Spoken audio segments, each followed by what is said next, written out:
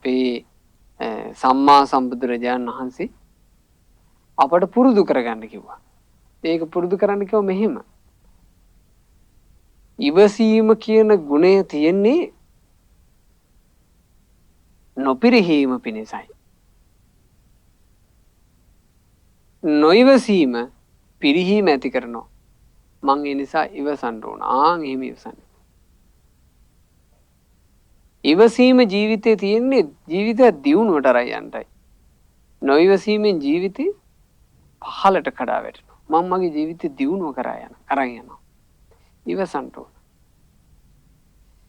ඉවසීම ජීවිතයක් ඇතුලේ තියෙන්නේ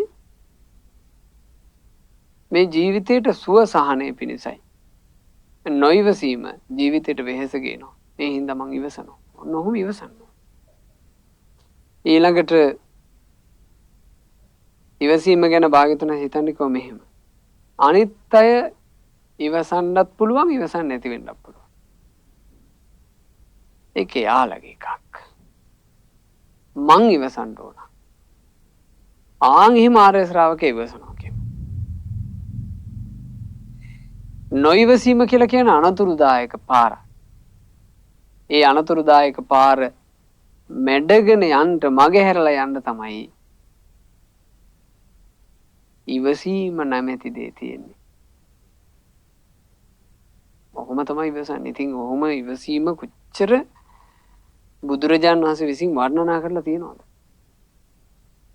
ඒ නිසා ජීවිතය ඇතුලේ පුරුදු කරන්න පටන් ගන්න ඉවසීම. යම් මේ ජීවිතේ තියෙනවා පින්වතුනි සමහරලාවට අපි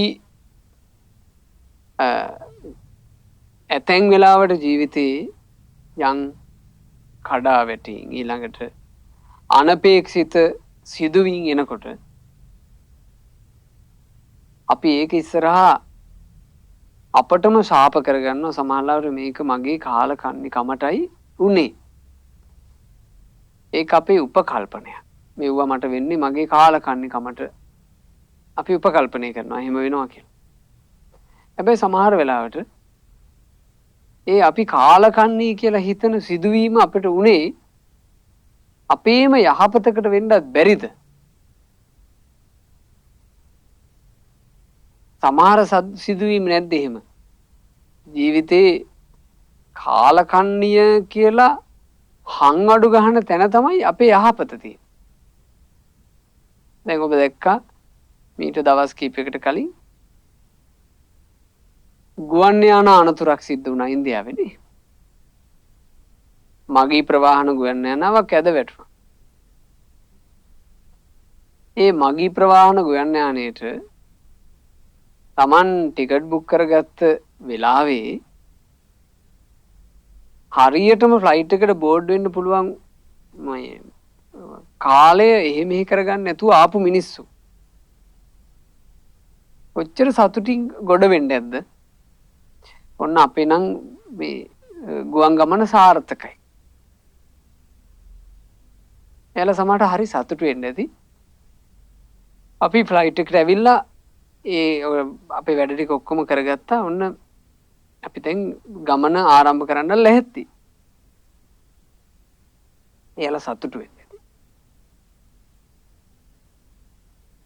ඔය මේ ප්ලේන් එකටම ඔය ගුවන් යානයේටම මේ බෝඩින් වෙන්න ආවා. එක ගෑනු ළමෙක් ඉන්දියානු ගෑනු ළමෙක්. ඇය එනකොට මේ ගුවන් යානාවට එන්න තියෙන වෙලාවෙන් අන්තිම වෙලාවත් අවසන් ඒ අන්තිම වෙලාව ගත වෙලා විනාඩි 10ක් ගිහින්. විනාඩි 10ක් ප්‍රමාදයි. ෆ්ලයිට් එකට එනකොට. ඒ වෙනකොට ඇව ඇතුළට ගන්න පිළිවෙලක් නැහැ.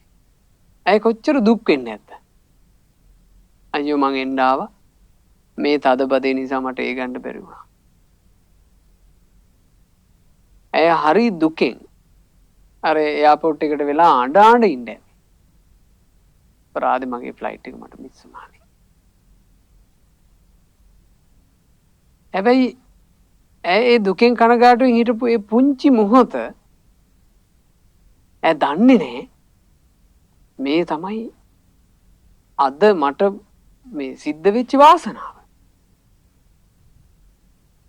ගුවන් ගමන ආරම්භ කරලා තප්පර 40කින් කඩන් වැටෙන ගුවන් යානයකට ගොඩ වෙන්න බැරුව ගියා. ඒක යාගේ වාසනාව වුනේ නැද්ද? අපි ජීවිතේ එක සංසිද්ධියක් ආපු ගමන් අපි කලබල වෙනවා. මේක නම් කරුමෙටමයි උනේ. මේක නම් මහා කාලකන්නිකමටමයි උනේ. මේක එහෙම වෙනවා කියන එක කොහොමද අපි? කල්ැතු තීරණය කරන්නේ. මොකක්ද අපිට තියෙන ඥානෙ? ඒ නිසා ජීවිතේට හැමතිස්සෙම ගන්න ඉවසීම. යම් අපි හිතන්නේ නැති. ඒ කියන්නේ ඒ මොහොතේ එහෙම එකක් වෙච්ච එක ඇයි අපි එහෙම උනේ කියලා හිතන දේවල් අපිට ඕන තරම් වෙන්න පුළුවන්. හැබැයි ඉවසීම ඔබ ළඟ තියෙනවා නම් ඒකටත් ඉවසීමෙන් මුහුණ දෙන්නයි තියෙන්නේ. ඉවසීමකින් මුහුණ දෙන්න. ජීවිතයට ඉවසීමෙන් මුහුණ දෙන්න පුළුවන් තරම වැඩි වෙන්න ඔබේ ජීවිතේ සැනසෙල්දායකයි. අපි කියනවා ඉවසීම සැනසීමක් කියලා. ඒක අද මේ දහම් කතාවේ මෙහෙම මතක තියාගන්න. ඉවසීම ඔබට සැනසීම මුණ ගැසනු ඇත. වදනක් විදිහට ලියාගත්තක් කවන්න. ඉවසීම ඔබට සැනසීම මුණ ගැසනු ඇත. මොකද හැමතිස්සෙම ඉවසීම සැනසීමක් කියලා දැනෙන්නේ නැහැ මිනිසුන්ට. සමහරවිට ඉවසන් ඉන්න වෙන්නේ දුකසේ. සමහරවිට ඉවසන්න වෙන්නේ දුකසේ. කඳුළු පුරවගෙන දුකසේ හරි ඔබ ඉවසන්න. අර අදහස ඔළුවේ තියාගන්න. ඉවසීම ඔබට කවදා හරි සැනසුම මුණ ගැසයි. ඉවසන්න. ඉවසීම අපේ ජීවිතේට හරි ආශිර්වාදයක්. ඉතින් අද ඉවසීම ගැනම අපි කතා කළා. ඉවසීම කරගන්න බැරුව ගියොත් වෙන හානිය ගැන අපි කතා කළා. ඉතින් ආනිසංස කල්පනා කර ඉවසන්න. මේ ආනිසංස වදාලේ ලෝකේ පරිපූර්ණ අවබෝධ කරපු, ජීවිතේ පරිපූර්ණ අවබෝධ කරපු, සියල්ල දන්නා, සියල්ල දක්නා සර්වඥ වූ සම්මා සම්බුදුරජාණන් වහන්සේ. මං ඉවසුවොත් මාව බොහෝ දෙනෙකුට ප්‍රියමනාප වෙයි. ඒ හින්දා මං ඉවසනවා. මං ඉවසුවොත් මගේ ඒ ඉවසීම මට එකට ඉන්න අයත් එක්ක පහසුවෙන් ඉන්න උදව් කරයි. මට වෛර බහුලයෝ මගේ හිතේ වෛර බහුල වෙන්නේ නැති වෙයි. ඒ හින්දා මං ඉවසනවා. මං ඉවසීමෙන් ජීවත් වුණා. මගෙන් වෙන වැරදි අඩු වෙයි. ඒ හින්දා මං ඉවසනවා. මං ඉවසීම පුරුදු කළොත් මං රෞද්‍ර වෙන්නේ නැහැ. ඒ හින්දා මං ඉවසනවා. මං ඉවසුවොත් මට පසුතැවිලි අඩුයි. ඒ හින්දා මං ඉවසනවා. මං ඉවසුවොත් මගේ මරණ මොහොතේ මට සිහි මුලා නොවි ඇස් දෙක පියාගත්තකි. ඒ හින්දා මං ඉවසනවා. මං ඉවසුවොත් මං යම් දවසක මැරුණට පස්සේ සුගතිය උපදී. ඒ හින්දා මං ඉවසනවා. ඔක්කොම කල්පනා කර ඉවසන්න. ඉවසීම ඔබට සැනසීම මුණ ගැසනු ඇත. අප කාටත් ඉවසීම නම් වූ සුන්දර ගුණය ඇති කරගන්න වාසනාව ලැබේවා. මේ ගෞතම සම්බුදු සසුන තුල පිහිටක් සලසගන්න අප හැම දිනාට වාසනාව ලැබෙත්වා. සාදු සාදු සාදු.